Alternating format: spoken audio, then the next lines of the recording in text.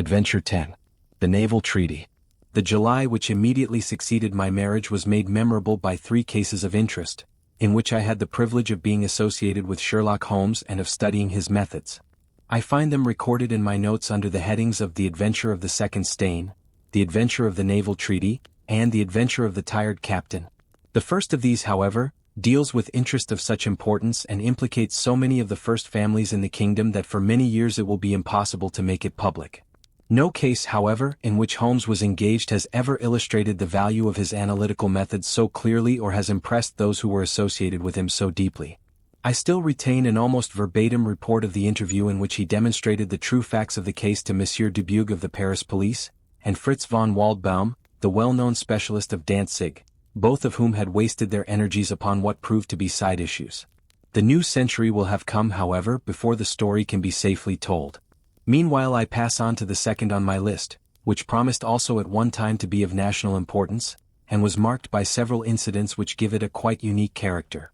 During my school days I had been intimately associated with a lad named Percy Phelps, who was of much the same age as myself, though he was 2 classes ahead of me.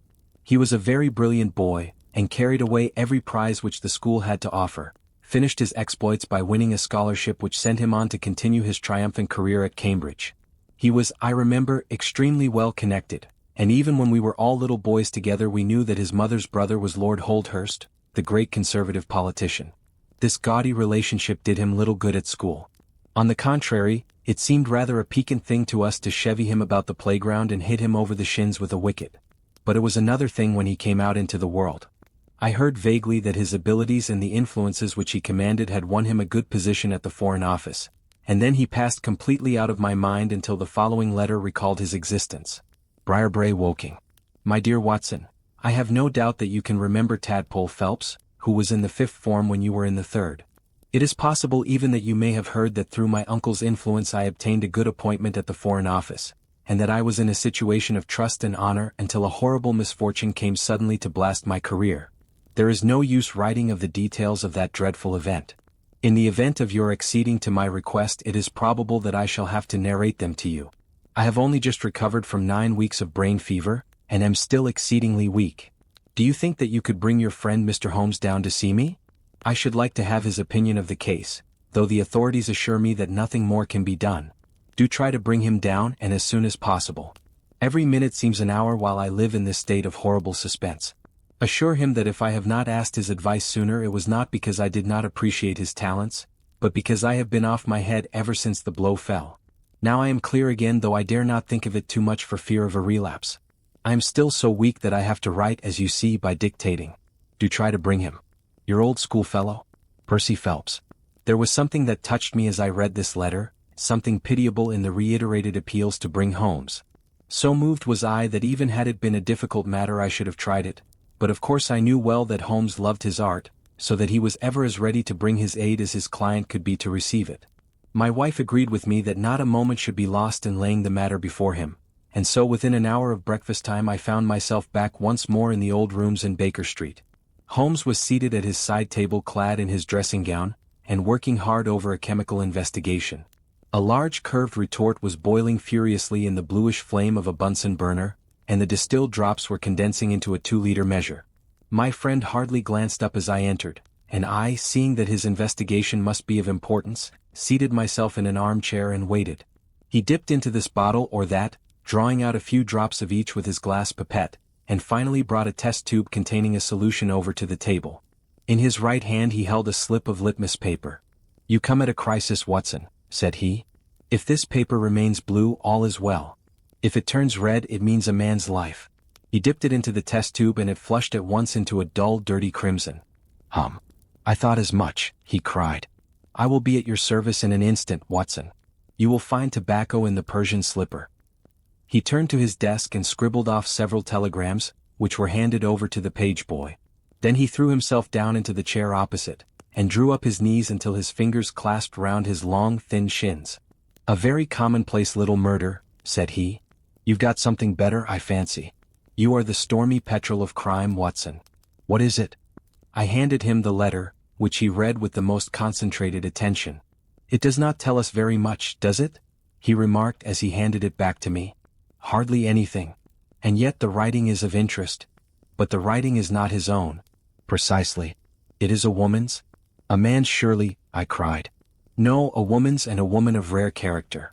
You see, at the commencement of an investigation it is something to know that your client is in close contact with someone who, for good or evil, has an exceptional nature. My interest is already awakened in the case.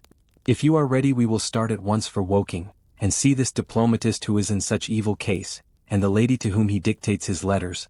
We were fortunate enough to catch an early train at Waterloo, and in a little under an hour we found ourselves among the fir woods and the heather of Woking. Briarbrae proved to be a large detached house standing in extensive grounds within a few minutes' walk of the station. On sending in our cards we were shown into an elegantly appointed drawing-room, where we were joined in a few minutes by a rather stout man who received us with much hospitality. His age may have been nearer 40 than 30, but his cheeks were so ruddy and his eyes so merry that he still conveyed the impression of a plump and mischievous boy. "I am so glad that you have come," said he, shaking our hands with effusion. "Percy has been inquiring for you all morning. Ah, poor old chap, he clings to any straw. His father and his mother asked me to see you, for the mere mention of the subject is very painful to them." "We have had no details yet," observed Holmes. "I perceive that you are not yourself a member of the family." Our acquaintance looked surprised, and then glancing down he began to laugh. "Of course you saw the J.H. monogram on my locket," said he. "For a moment I thought you had done something clever. Joseph Harrison is my name, and as Percy is to marry my sister Annie I shall at least be a relation by marriage. You will find my sister in his room, for she has nursed him hand and foot this 2 months back. Perhaps we'd better go in at once, for I know how impatient he is." The chamber in which we were shown was on the same floor as the drawing-room. It was furnished partly as a sitting and partly as a bedroom, with flowers arranged daintily in every nook and corner. A young man, very pale and worn, was lying upon a sofa near the open window, through which came the rich scent of the garden and the balmy summer air. A woman was sitting beside him, who rose as we entered. "Shall I leave, Percy?" she asked. He clutched her hand to detain her. "How are you, Watson?" said he cordially.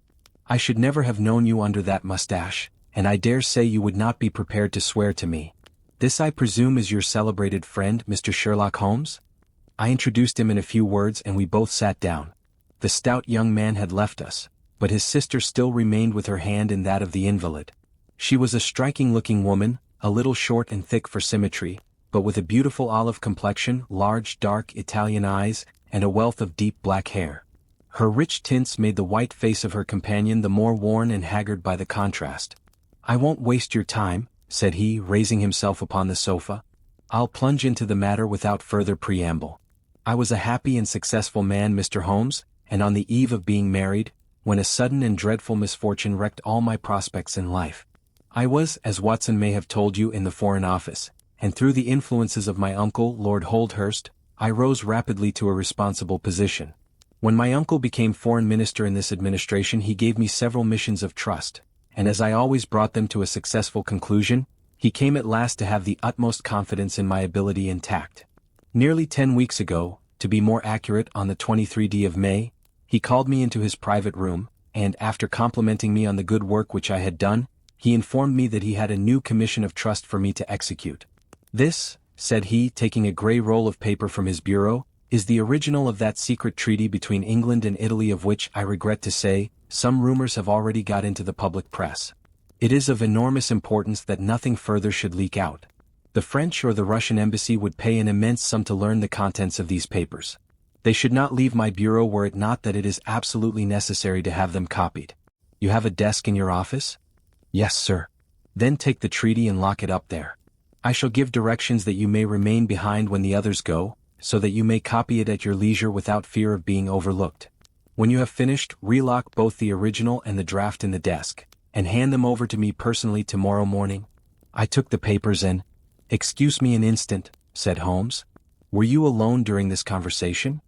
"Absolutely." "In a large room?" 30 feet each way. "In the center?" "Yes, about it." "And speaking low?" "My uncle's voice is always remarkably low." "I hardly spoke at all."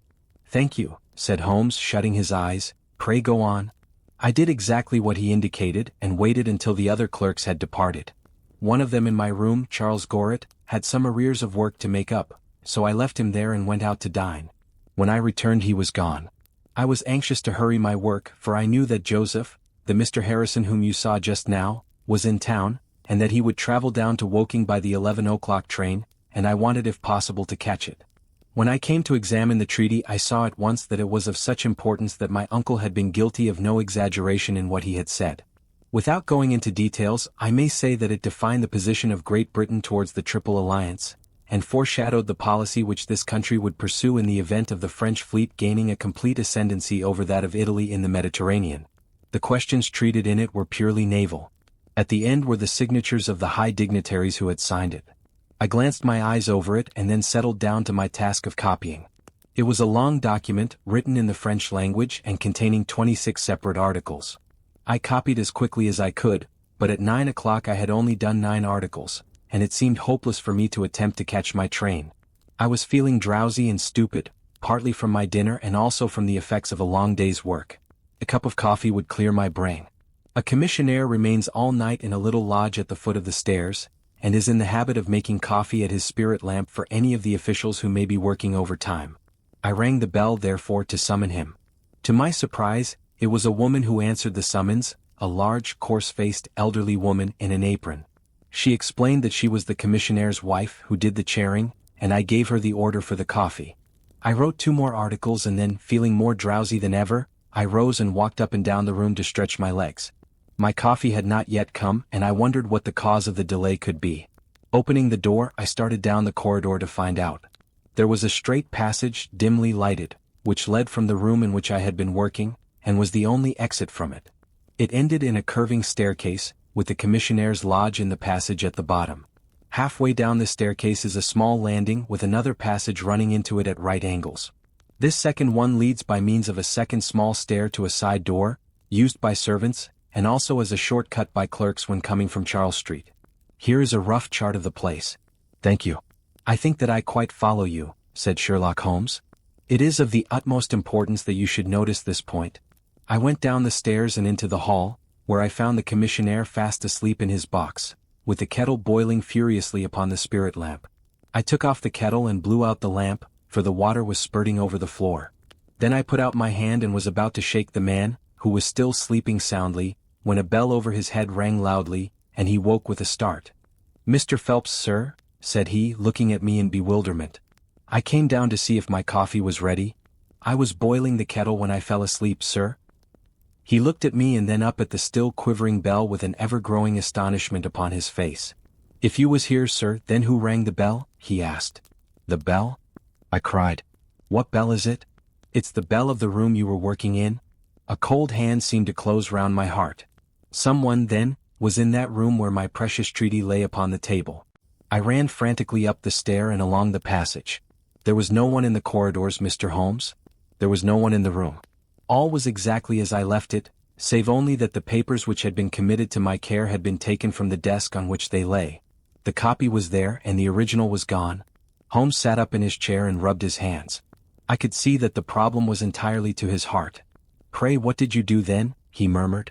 I recognized in an instant that the thief must have come up the stairs from the side door. Of course I must have met him if he had come the other way.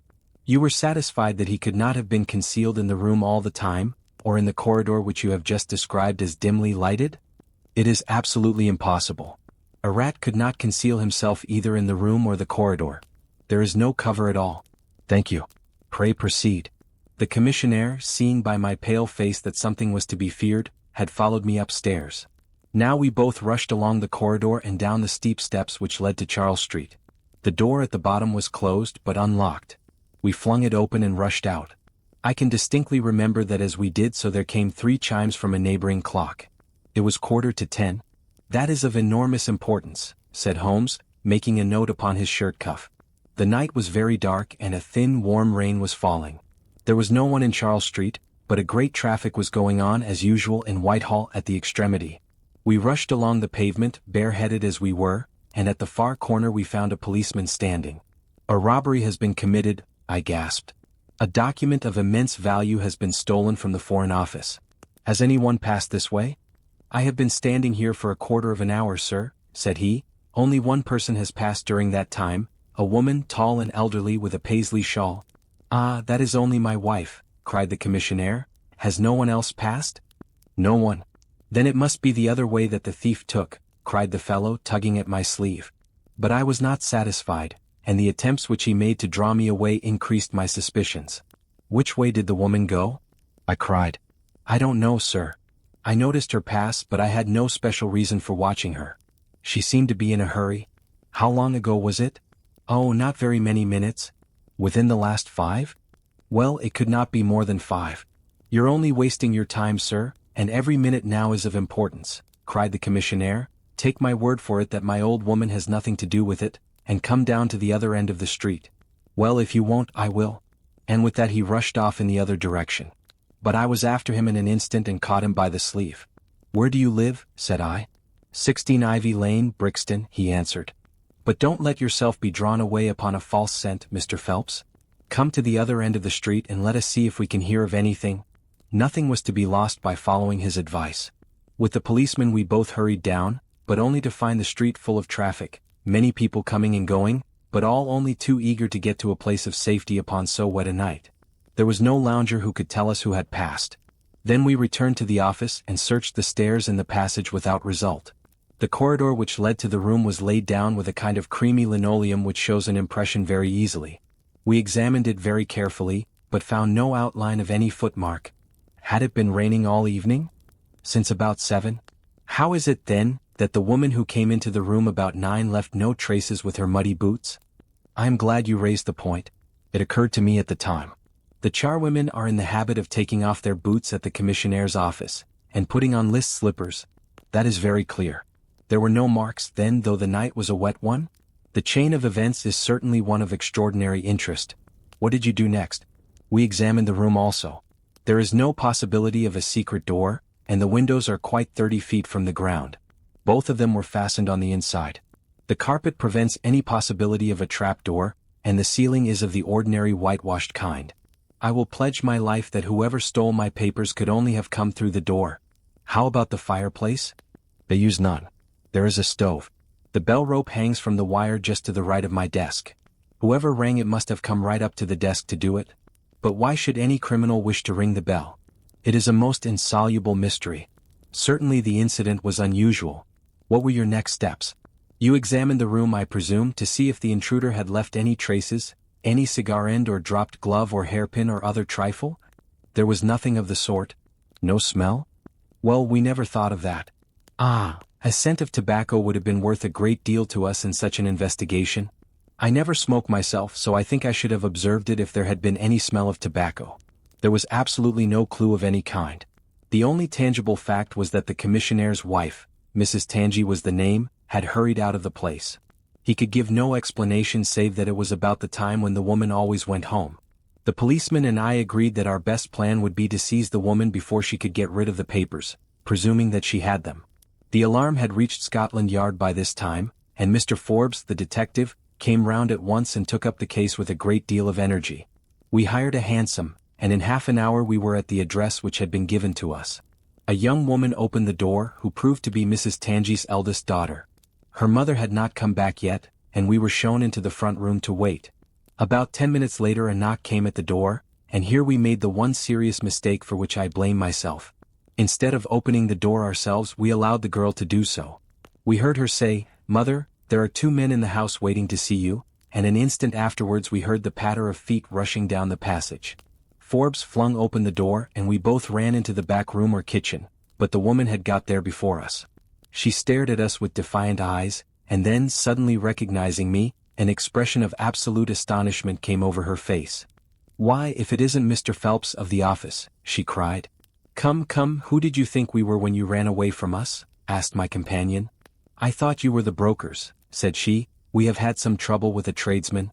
"That's not quite good enough," answered Forbes. "We have reason to believe that you have taken a paper of importance from the Foreign Office, and that you ran in here to dispose of it. You must come back with us to Scotland Yard to be searched." It was in vain that she protested and resisted. A four-wheeler was brought and we all three drove back in it. We had first made an examination of the kitchen, and especially of the kitchen fire, to see whether she might have made away with the papers during the instant that she was alone. There were no signs, however, of any ashes or scraps. When we reached Scotland Yard she was handed over at once to the female searcher. I waited in an agony of suspense until she came back with her report. There were no signs of the papers. Then for the first time the horror of my situation came in its full force. Hitherto I had been acting, and action had numbed thought. I had been so confident of regaining the treaty at once that I had not dared to think of what would be the consequence if I failed to do so. But now there was nothing more to be done, and I had leisure to realize my position. It was horrible. Watson there would tell you that I was a nervous, sensitive boy at school. It is my nature. I thought of my uncle and of his colleagues in the cabinet, of the shame which I had brought upon him, upon myself, upon everyone connected with me. What though I was the victim of an extraordinary accident? No allowance is made for accidents where diplomatic interests are at stake. I was ruined, shamefully, hopelessly ruined. I don't know what I did. I fancy I must have made a scene. I have a dim recollection of a group of officials who crowded round me, endeavoring to soothe me. One of them drove down with me to Waterloo and saw me into the Woking train. I believe that he would have come all the way had it not been that Dr. Ferrier, who lives near me, was going down by that very train. The doctor most kindly took charge of me, and it was well he did so, for I had a fit in the station, and before we reached home I was practically a raving maniac. You can imagine the state of things here when they were roused from their beds by the doctor's ringing and found me in this condition. Poor Annie here and my mother were broken-hearted. Dr. Ferrier had just heard enough from the detective at the station to be able to give an idea of what had happened, and his story did not mend matters. It was evident to all that I was in for a long illness, so Joseph was bundled out of this cheery bedroom, and it was turned into a sick room for me. Here I have lain, Mr. Holmes, for over 9 weeks, unconscious and raving with brain fever. If it had not been for Miss Harrison here and for the doctor's care I should not be speaking to you now. She has nursed me by day and a hired nurse has looked after me by night, for in my mad fits I was capable of anything. Slowly my reason has cleared, but it is only during the last 3 days that my memory has quite returned. Sometimes I wish that it never had. The first thing that I did was to wire to Mr. Forbes, who had the case in hand. He came out and assures me that though everything has been done, no trace of a clue has been discovered. The commissionaire and his wife have been examined in every way without any light being thrown upon the matter. The suspicions of the police then rested upon young Gorret, who, as you may remember, stayed over time in the office that night. His remaining behind and his French name were really the only 2 points which could suggest suspicion.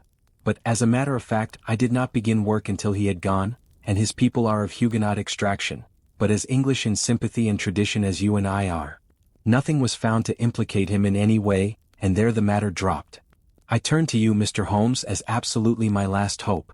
If you fail me, then my honor as well as my position are forever forfeited. The invalid sank back upon his cushions, tired out by this long recital, while his nurse poured him out a glass of some stimulating medicine. Holmes sat silently, with his head thrown back and his eyes closed, in an attitude which might seem listless to a stranger, but which I knew betokened the most intense self-absorption. Your statement has been so explicit, said he at last, that you have really left me very few questions to ask. There is one of the very utmost importance, however. Did you tell anyone that you had this special task to perform? No one. Not Miss Harrison here, for example? No. I had not been back to Woking between getting the order and executing the commission. And none of your people had by chance been to see you? None. Did any of them know their way about in the office? Oh yes, all of them had been shown over it. Still, of course, if you said nothing to anyone about the treaty these inquiries are irrelevant. I said nothing. Do you know anything of the commissionaire? Nothing except that he is an old soldier. What regiment? Oh, I have heard, Coldstream Guards. Thank you. I have no doubt I can get details from Forbes. The authorities are excellent at amassing facts, though they do not always use them to advantage.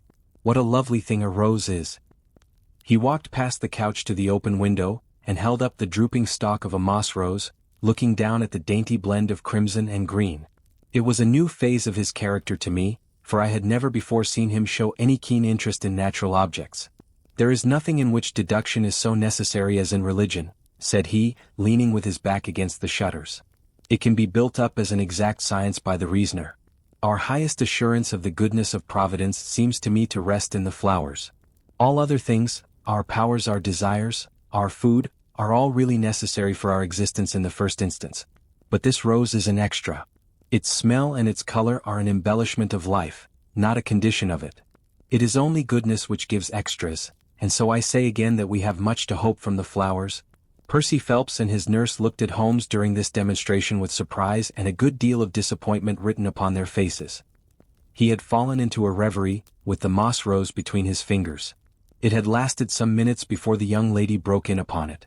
"Do you see any prospect of solving this mystery, Mr. Holmes?" she asked with a touch of asperity in her voice. "Oh, the mystery," he answered, coming back with a start to the realities of life.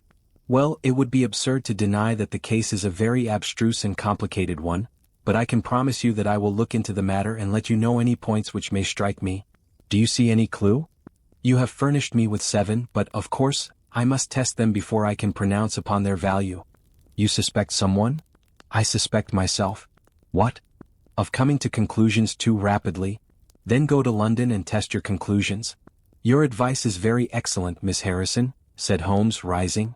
"I think, Watson, we cannot do better. Do not allow yourself to indulge in false hopes, Mr. Phelps. The affair is a very tangled one." "I shall be in a fever until I see you again," cried the diplomatist. "Well, I'll come out by the same train tomorrow, though it's more than likely that my report will be a negative one." "God bless you for promising to come," cried our client. "It gives me fresh life to know that something is being done. By the way, I have had a letter from Lord Holdhurst." "Ah, what did he say?" "He was cold but not harsh. I dare say my severe illness prevented him from being that. He repeated that the matter was of the utmost importance, and added that no steps would be taken about my future, by which he means, of course, my dismissal, until my health was restored and I had an opportunity of repairing my misfortune." "Well, that was reasonable and considerate," said Holmes.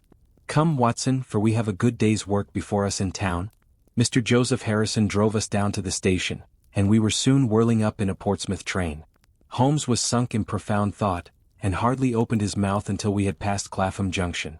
It's a very cheery thing to come into London by any of these lines which run high, and allow you to look down upon the houses like this. I thought he was joking, for the view was sordid enough, but he soon explained himself. "Look at those big, isolated clumps of building rising up above the slates, like brick islands in a lead-colored sea. The board schools? Lighthouses, my boy. Beacons of the future. Capsules with hundreds of bright little seeds in each, out of which will spring the wise, better England of the future. I suppose that man Phelps does not drink? I should not think so. Nor should I, but we are bound to take every possibility into account. The poor devil has certainly got himself into very deep water, and it's a question whether we shall ever be able to get him ashore. What did you think of Miss Harrison? A girl of strong character. Yes, but she is a good sort, or I am mistaken. She and her brother are the only children of an iron master somewhere up Northumberland way. He got engaged to her when traveling last winter, and she came down to be introduced to his people, with her brother as escort. Then came the smash, and she stayed on to nurse her lover, while brother Joseph, finding himself pretty snug, stayed on too. I've been making a few independent inquiries, you see. But today must be a day of inquiries. My practice, I began. Oh, if you find your own cases more interesting than mine, said Holmes with some asperity. I was going to say that my practice could get along very well for a day or two, since it is the slackest time in the year. Excellent, said he, recovering his good humor. Then we'll look into this matter together. I think that we should begin by seeing Forbes. He can probably tell us all the details we want until we know from what side the case is to be approached. You said you had a clue? Well, we have several, but we can only test their value by further inquiry. The most difficult crime to track is the one which is purposeless. Now this is not purposeless. Who is it who profits by it? There is the French ambassador, there is the Russian, there is whoever might sell it to either of these, and there is Lord Holdhurst. Lord Holdhurst. Well, it is just conceivable that a statesman might find himself in a position where he was not sorry to have such a document accidentally destroyed. Not a statesman with the honorable record of Lord Holdhurst? It is a possibility, and we cannot afford to disregard it. We shall see the noble lord today and find out if he can tell us anything. Meanwhile, I have already set inquiries on foot. Already? Yes, I sent wires from Woking Station to every evening paper in London. This advertisement will appear in each of them. He handed over a sheet torn from a notebook. On it was scribbled in pencil, L10 reward. The number of the cab which dropped a fare at or about the door of the Foreign Office in Charles Street at 9:45 in the evening of May 23d. Apply 221B Baker Street. You are confident that the thief came in a cab? If not, there is no harm done. But if Mr. Phelps is correct in stating that there is no hiding place either in the room or the corridors, then the person must have come from outside. If he came from outside on so wet a night, and yet left no trace of damp upon the linoleum, which was examined within a few minutes of his passing, then it is exceeding probable that he came in a cab.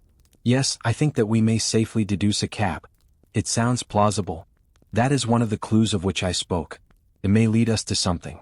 And then, of course, there is the bell, which is the most distinctive feature of the case. Why should the bell ring? Was it the thief who did it out of bravado? Or was it someone who was with the thief who did it in order to prevent the crime? Or was it an accident? Or was it? He sank back into the state of intense and silent thought from which he had emerged, but it seemed to me, accustomed as I was to his every mood, that some new possibility had dawned suddenly upon him. It was 3:20 when we reached our terminus, and after a hasty luncheon at the buffet we pushed on at once to Scotland Yard. Holmes had already wired to Forbes, and we found him waiting to receive us, a small, foxy man with a sharp but by no means amiable expression. He was decidedly frigid in his manner to us, especially when he heard the errand upon which we had come. "I've heard of your methods before now, Mr. Holmes," said he tartly. "You are ready enough to use all the information that the police can lay at your disposal, and then you try to finish the case yourself and bring discredit on them." "On the contrary," said Holmes, "out of my last 53 cases my name has only appeared in 4, and the police have had all the credit in 49. I don't blame you for not knowing this, for you are young and inexperienced, but if you wish to get on in your new duties you will work with me and not against me." "I'd be very glad of a hint or two," said the detective, changing his manner. "I've certainly had no credit from the case so far." "What steps have you taken?" "Tangi, the commissionaire, has been shadowed. He left the guards with a good character and we can find nothing against him. His wife is a bad lot though. I fancy she knows more about this than appears." "Have you shadowed her?" "We have set one of our women on to her. Mrs. Tangi drinks, and our woman has been with her twice when she was well on, but she could get nothing out of her." "I understand that they have had brokers in the house?" "Yes, but they were paid off." "Where did the money come from?" "That was all right. His pension was due. They have not shown any sign of being in funds." "What explanation did she give of having answered the bell when Mr. Phelps rang for the coffee?" "She said that her husband was very tired and she wished to relieve him." "Well, certainly that would agree with his being found a little later asleep in his chair. There is nothing against them then but the woman's character." "Did you ask her why she hurried away that night?" "Her haste attracted the attention of the police constable. She was later than usual and wanted to get home." "Did you point out to her that you and Mr. Phelps, who started at least 20 minutes after her, got home before her?" "She explains that by the difference between a bus and a hansom." "Did she make it clear why, on reaching her house, she ran into the back kitchen?" "Because she had the money there with which to pay off the brokers." "She has at least an answer for everything." "Did you ask her whether in leaving she met anyone or saw anyone loitering about Charles Street?" "She saw no one but the constable." "Well, you seem to have cross-examined her pretty thoroughly. What else have you done?" "The clerk Gorret has been shadowed all these 9 weeks, but without result. We can show nothing against him." "Anything else?" "Well, we have nothing else to go upon, no evidence of any kind." "Have you formed a theory about how that bell rang?" "Well, I must confess that it beats me. It was a cool hand, whoever it was, to go and give the alarm like that." "Yes, it was a queer thing to do. Many thanks to you for what you have told me. If I can put the man into your hands you shall hear from me. Come along, Watson." "Where are we going to now?" I asked as we left the office. "We are now going to interview Lord Holdhurst, the cabinet minister and future Premier of England." We were fortunate in finding that Lord Holdhurst was still in his chambers in Downing Street, and on Holmes sending in his card we were instantly shown up. The statesman received us with that old-fashioned courtesy for which he is remarkable, and seated us on the 2 luxuriant lounges on either side of the fireplace. Standing on the rug between us, with his slight, tall figure, his sharp features, thoughtful face, and curling hair prematurely tinged with gray, he seemed to represent that not too common type, a nobleman who is in truth noble. "Your name is very familiar to me, Mr. Holmes," said he, smiling. "And, of course, I cannot pretend to be ignorant of the object of your visit. There has only been one occurrence in these offices which could call for your attention. In whose interest are you acting, may I ask?" "In that of Mr. Percy Phelps," answered Holmes. "Ah, my unfortunate nephew. You can understand that our kinship makes it the more impossible for me to screen him in any way. I fear that the incident must have a very prejudicial effect upon his career. But if the document is found? Ah, that, of course, would be different. I had 1 or 2 questions which I wished to ask you, Lord Holdhurst. I shall be happy to give you any information in my power." Was it in this room that you gave your instructions as to the copying of the document? It was. Then you could hardly have been overheard? It is out of the question. Did you ever mention to anyone that it was your intention to give anyone the treaty to be copied? Never. You are certain of that? Absolutely. Well, since you never said so, and Mr. Phelps never said so, and nobody else knew anything of the matter, then the thief's presence in the room was purely accidental. He saw his chance and he took it. The statesman smiled. You take me out of my province there, said he. Holmes considered for a moment. There is another very important point which I wish to discuss with you, said he.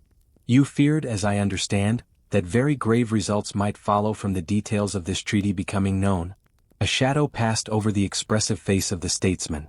Very grave results indeed. And have they occurred? Not yet. If the treaty had reached, let us say, the French or Russian Foreign Office, you would expect to hear of it? I should, said Lord Holdhurst with a wry face. Since nearly 10 weeks have elapsed then and nothing has been heard, it is not unfair to suppose that for some reason the treaty has not reached them. Lord Holdhurst shrugged his shoulders. We can hardly suppose, Mr. Holmes, that the thief took the treaty in order to frame it and hang it up. Perhaps he is waiting for a better price. If he waits a little longer he will get no price at all. The treaty will cease to be secret in a few months. That is most important, said Holmes. Of course, it is a possible supposition that the thief has had a sudden illness. An attack of brain fever, for example? Asked the statesman, flashing a swift glance at him. I did not say so, said Holmes imperturbably. And now, Lord Holdhurst, we have already taken up too much of your valuable time, and we shall wish you good day. Every success to your investigation, be the criminal who it may, answered the nobleman as he bowed us out the door. He's a fine fellow, said Holmes as we came out into Whitehall. But he has a struggle to keep up his position. He is far from rich and has many calls. You noticed, of course, that his boots had been resold. Now, Watson, I won't detain you from your legitimate work any longer. I shall do nothing more today, unless I have an answer to my cab advertisement. But I should be extremely obliged to you if you would come down with me to Woking tomorrow, by the same train which we took yesterday. I met him accordingly next morning and we travelled down to Woking together. He had had no answer to his advertisement, he said, and no fresh light had been thrown upon the case. He had, when he so willed it, the utter immobility of countenance of a Red Indian, and I could not gather from his appearance whether he was satisfied or not with the position of the case. His conversation, I remember, was about the Bertillon system of measurements, and he expressed his enthusiastic admiration of the French savant. We found our client still under the charge of his devoted nurse, but looking considerably better than before. He rose from the sofa and greeted us without difficulty when we entered. Any news? He asked eagerly. My report, as I expected, is a negative one, said Holmes. I have seen Forbes and I have seen your uncle, and I have set 1 or 2 trains of inquiry upon foot which may lead to something. You have not lost heart, then? By no means. God bless you for saying that, cried Miss Harrison. If we keep our courage and our patience the truth must come out. We have more to tell you than you have for us, said Phelps, reseating himself upon the couch. I hoped you might have something. Yes, we have had an adventure during the night, and one which might have proved to be a serious one.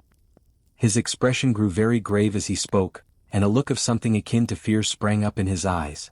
Do you know, said he, that I begin to believe that I am the unconscious center of some monstrous conspiracy, and that my life is aimed at as well as my honor? Ah, cried Holmes. It sounds incredible, for I have not, as far as I know, an enemy in the world. Yet from last night's experience I can come to no other conclusion. Pray let me hear it. You must know that last night was the very first night that I have ever slept without a nurse in the room. I was so much better that I thought I could dispense with one. I had a night light burning, however. Well, about 2 in the morning I had sunk into a light sleep when I was suddenly aroused by a slight noise. It was like the sound which a mouse makes when it is gnawing a plank, and I lay listening to it for some time under the impression that it must come from that cause. Then it grew louder, and suddenly there came from the window a sharp metallic snick. I sat up in amazement. There could be no doubt what the sounds were now. The first ones had been caused by some one forcing an instrument through the slit between the sashes, and the second by the catch being pressed back. There was a pause then for about 10 minutes, as if the person were waiting to see whether the noise had awakened me. Then I heard a gentle creaking as the window was very slowly opened. I could stand it no longer, for my nerves are not what they used to be. I sprang out of bed and flung open the shutters. A man was crouching at the window. I could see little of him, for he was gone like a flash. He was wrapped in some sort of cloak which came across the lower part of his face. One thing only I am sure of, and that is that he had some weapon in his hand. It looked to me like a long knife. I distinctly saw the gleam of it as he turned to run. "This is most interesting," said Holmes. "Pray, what did you do then?" "I should have followed him through the open window if I had been stronger. As it was, I rang the bell and roused the house. It took me some little time, for the bell rings in the kitchen and the servants all sleep upstairs. I shouted, however, and that brought Joseph down, and he roused the others. Joseph and the groom found marks on the bed outside the window, but the weather has been so dry lately that they found it hopeless to follow the trail across the grass. There's a place, however, on the wooden fence which skirts the road which shows signs, they tell me, as if someone had got over and had snapped the top of the rail in doing so. I have said nothing to the local police yet, for I thought I had best have your opinion first." This tale of our client's appeared to have an extraordinary effect upon Sherlock Holmes. He rose from his chair and paced about the room in uncontrollable excitement. "Misfortunes never come single," said Phelps, smiling, though it was evident that his adventure had somewhat shaken him. "You have certainly had your share," said Holmes. "Do you think you could walk round the house with me?" "Oh yes, I should like a little sunshine. Joseph will come too." "And I also," said Miss Harrison. "I am afraid not," said Holmes, shaking his head. "I think I must ask you to remain sitting exactly where you are." The young lady resumed her seat with an air of displeasure. Her brother, however, had joined us and we set off all four together. We passed round the lawn to the outside of the young diplomatist's window. There were, as he had said, marks upon the bed, but they were hopelessly blurred and vague. Holmes stopped over them for an instant, and then rose, shrugging his shoulders. "I don't think anyone could make much of this," said he. "Let us go round the house and see why this particular room was chosen by the burglar. I should have thought those larger windows of the drawing-room and dining-room would have had more attractions for him." "They are more visible from the road," suggested Mr. Joseph Harrison. "Ah, yes, of course. There is a door here which he might have attempted." "What is it for?" "It is the side entrance for tradespeople." "Of course it is locked at night?" "Have you ever had an alarm like this before?" "Never," said our client. "Do you keep plate in the house or anything to attract burglars?" "Nothing of value." Holmes strolled round the house with his hands in his pockets and a negligent air which was unusual with him. "By the way," said he to Joseph Harrison, "you found some place, I understand, where the fellow scaled the fence. Let us have a look at that." The plump young man led us to a spot where the top of one of the wooden rails had been cracked. A small fragment of the wood was hanging down. Holmes pulled it off and examined it critically. "Do you think that was done last night? It looks rather old, does it not?" "Well, possibly so. There are no marks of anyone jumping down upon the other side. No, I fancy we shall get no help here. Let us go back to the bedroom and talk the matter over." Percy Phelps was walking very slowly, leaning upon the arm of his future brother-in-law. Holmes walked swiftly across the lawn, and we were at the open window of the bedroom long before the others came up. "Miss Harrison," said Holmes, speaking with the utmost intensity of manner, "you must stay where you are all day. Let nothing prevent you from staying where you are all day. It is of the utmost importance." "Certainly, if you wish it, Mr. Holmes," said the girl in astonishment. "When you go to bed, lock the door of this room on the outside and keep the key. Promise to do this." "But Percy?" "He will come to London with us." "And am I to remain here?" "It is for his sake. You can serve him. Quick. Promise." She gave a quick nod of assent just as the other two came up. "Why do you sit moping there, Annie?" cried her brother. "Come out into the sunshine." "No, thank you, Joseph. I have a slight headache and this room is deliciously cool and soothing." "What do you propose now, Mr. Holmes?" asked our client. "Well, in investigating this minor affair we must not lose sight of our main inquiry. It would be a very great help to me if you would come up to London with us." "At once?" "Well, as soon as you conveniently can. Say in an hour. I feel quite strong enough. If I can really be of any help, the greatest possible. Perhaps you would like me to stay there tonight?" "I was just going to propose it. Then, if my friend of the night comes to revisit me, he will find the bird flown. We are all in your hands, Mr. Holmes, and you must tell us exactly what you would like done. Perhaps you would prefer that Joseph came with us so as to look after me?" "Oh no, my friend Watson is a medical man, you know, and he'll look after you. We'll have our lunch here, if you will permit us, and then we shall all three set off for town together." It was arranged as he suggested, though Miss Harrison excused herself from leaving the bedroom, in accordance with Holmes's suggestion. What the object of my friend's maneuvers was I could not conceive, unless it were to keep the lady away from Phelps, who, rejoiced by his returning health and by the prospect of action, lunched with us in the dining room. Holmes had a still more startling surprise for us, however, for after accompanying us down to the station and seeing us into our carriage, he calmly announced that he had no intention of leaving Woking. "There are one or two small points which I should desire to clear up before I go," said he. "Your absence, Mr. Phelps, will in some ways rather assist me. Watson, when you reach London you would oblige me by driving at once to Baker Street with our friend here, and remaining with him until I see you again. It is fortunate that you are old schoolfellows, as you must have much to talk over. Mr. Phelps can have the spare bedroom tonight, and I will be with you in time for breakfast, for there is a train which will take me into Waterloo at 8. "But how about our investigation in London?" asked Phelps ruefully. "We can do that tomorrow. I think that just at present I can be of more immediate use here." "You might tell them at Briarbrae that I hope to be back tomorrow night," cried Phelps as we began to move from the platform.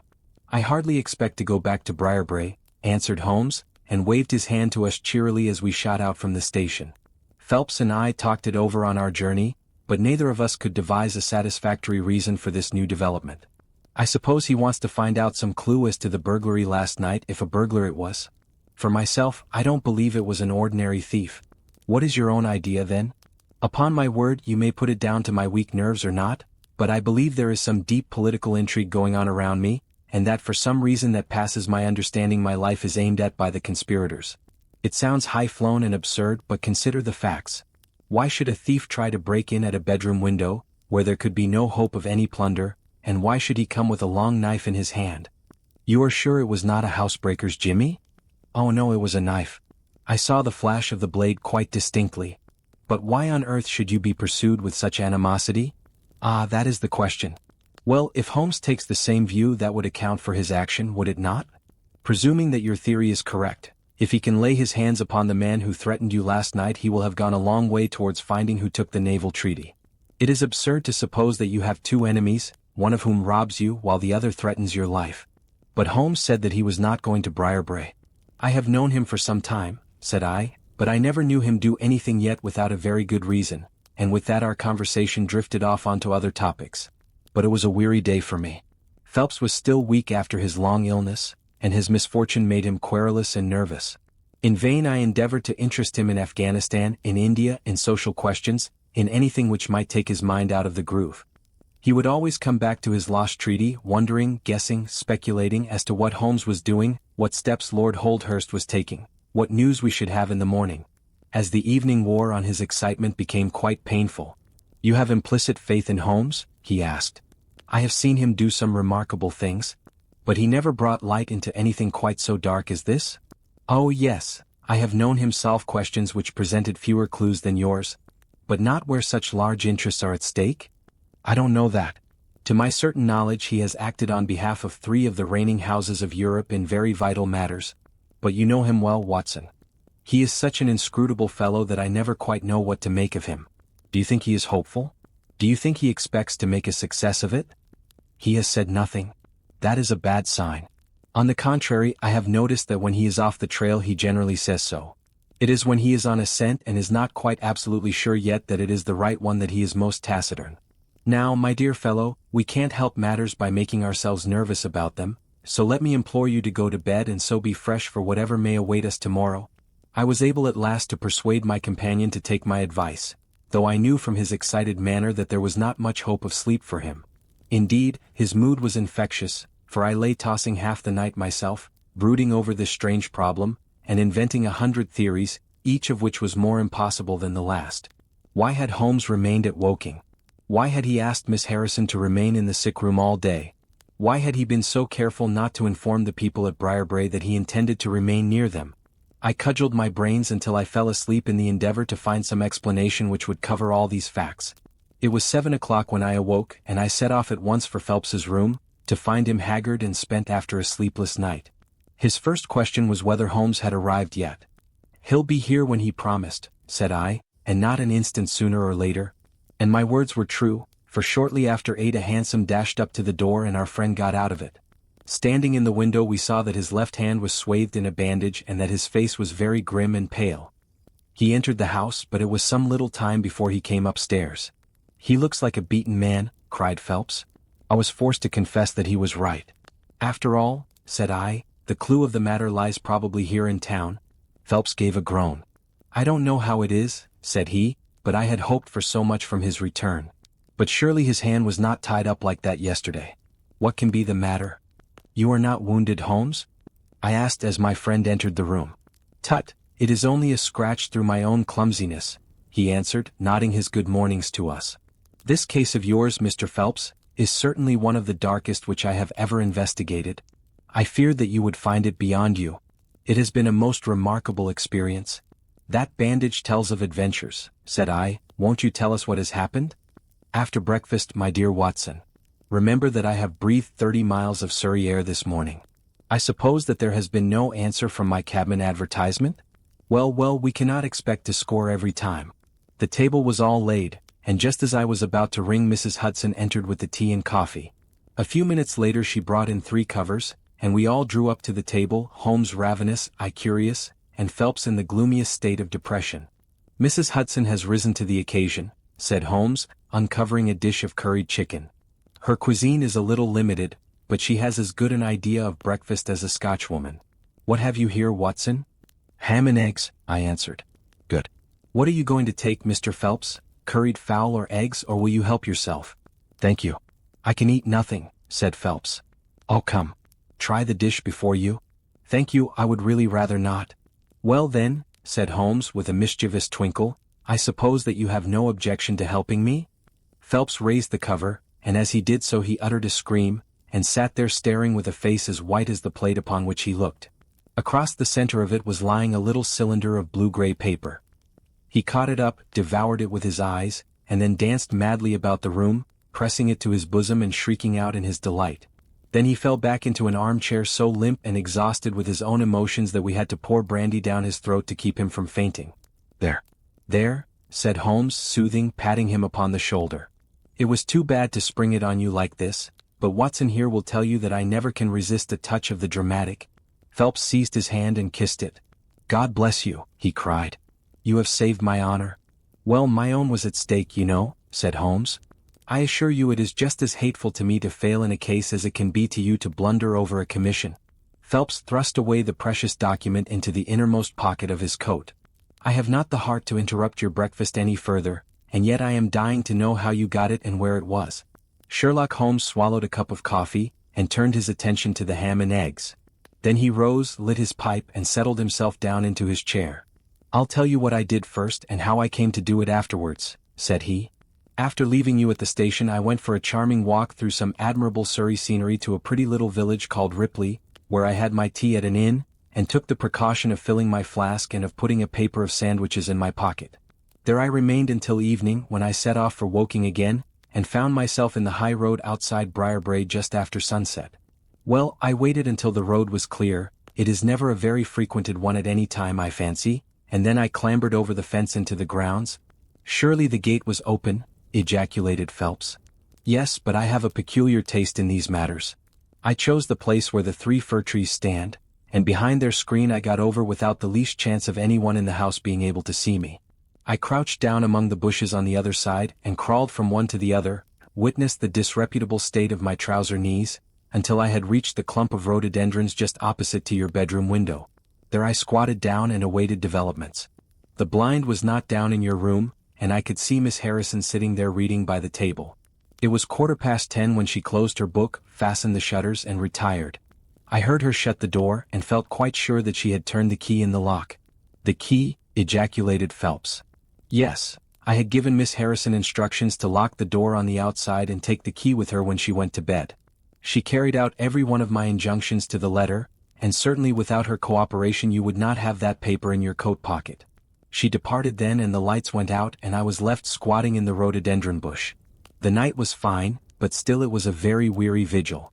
Of course it has the sort of excitement about it that the sportsman feels when he lies beside the watercourse and waits for the big game. It was very long, though, almost as long, Watson, as when you and I waited in that deadly room when we looked into the little problem of the speckled band. There was a church clock down at Woking which struck the quarters, and I thought more than once that it had stopped. At last, however, about 2 in the morning, I suddenly heard the gentle sound of a bolt being pushed back and the creaking of a key, A moment later the servant's door was opened, and Mr. Joseph Harrison stepped out into the moonlight. "Joseph," ejaculated Phelps.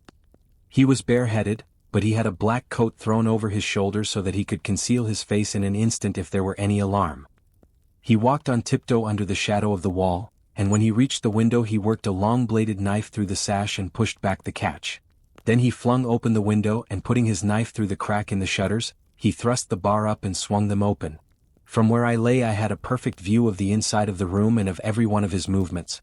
He lit the 2 candles which stood upon the mantelpiece, and then he proceeded to turn back the corner of the carpet in the neighborhood of the door.